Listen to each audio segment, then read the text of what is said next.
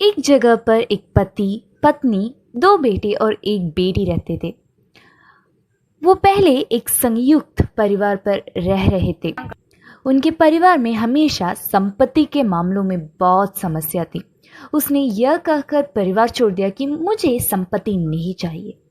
दोस्तों के सहयोग से वह दूसरा जगह पर चला गया और उस स्थान पर लोगों सक्रिय रूप से खेती कर रहे थे। इसलिए उन्होंने भी खाद की दुकान शुरू करने का फैसला किया। उन्होंने अपनी पत्नी का सोना बेच दिया, एक दुकान किराए पर ली और अपना खुद का व्यवसाय शुरू किया। उन्होंने अपने बच्चों को स्कूल में दाखिला दिलाया। हमेशा काम में नवीनता लाने का जुनून था। उन्होंने खाद के साथ साथ पौधों के कीटनाशक बेचना शुरू किया और एक कीटनाशक स्प्रेयर भी खरीद कर किराए पर दे दिया। अपने दोस्तों की मदद से वे एक सेकेंड हैंड ट्रैक्टर खरीदने में सक्षम हुआ। उसने धीरे धीरे शेष राशि का भुगतान किया। ट्रैक्टर ने उन्हें परिवार का प्रबंधन और सुरक्षा करने में सक्षम बनाया। बड़े बेटे को ड्राइविंग क्लास पर भेज दिया क्योंकि वह पढ़ाई पर कमजोर था। सबसे छोटा बेटा और बेटी पढ़ रहे थे। पढ़ाई के बाद उन्होंने अपनी बेटी का शादी करवाने का फैसला किया। उसकी बहन अपनी भाई से अलग नहीं होना चाहती थी, इसलिए बहन ने अपनी भाई से अपने बेटे की शादी अपनी बेटी से करवाने के लिए कहा। वह भी मान गया। शादी अच्छी से हो गई। बड़े बेटे को काम के सिलसिले में विदेश भेज दिया गया।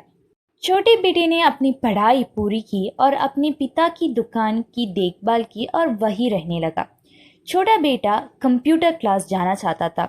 उनके पिता ने सहमति व्यक्त की और उन्हें एक कंप्यूटर क्लास में भर्ती कराया और बड़े बेटे ने अपनी कमाई अपने पिता को बेच दिया। पिता ने वो पैसे बचाकर एक छोटी सी इमारत खरीदने में सक्षम हो गया। उस इमारत में एक घर और दो दुकान है। उन्होंने एक दुकान खाद के लिए इस्तेमाल किया और दूसरा दुकान किराए पर दे दिया गया। कुछ दिनों बाद किराएदार दुकान से चला गया तो छोटे बेटे को एक विचार आया। वह बंद दुकान का उपयोग करने का फैसला करता है। छोटे बेटे ने एक सेकेंड हैंड जेरोक्स मशीन खरीदी और बाद में मोबाइल रिचार्ज जैसे नई सेवाएं प्रदान की। जो स्क्रैच कार्ड बेचते हैं ना, वह कंप्यूटर के बारे में जानता था, इसलिए उन्होंने अपनी दुकान में एक कंप्यूटर लगाया और छोटी छोटी टाइपिंग का काम करने लगा। उस अवधि के दौरान सिक्का टेलीफोन पेश किया गया था। यह एक अवैध रास्ता था, लेकिन उस जगह पर बहुत सारे लोग विदेश में काम कर रहे थे, इसलिए विदेश से भारत में कॉल करना मुश्किल था। कई लोगों ने सिक्का टेलीफोन का उपयोग करना शुरू कर दिया, इसलिए उन्होंने भी एक सिक्का फ़ोन खरीदा और उसे अपनी दुकान में स्थापित किया। उन्होंने अपने व्यवसाय में नया विचार पेश किया और उससे उन्हें लाभ कमाने में बहुत मदद मिली। यह वह समय था जब केबल ऑपरेटर का परिचय हुआ, इसलिए उन्होंने सामान लीज पर ले लिया और काम शुरू कर दिया। उस धंधे में भी उन्हें काफ़ी मुनाफा होता था। उसके बच्चों की शादी हो गया। उनका छोटा बेटा लव मैरिज करना चाहता था।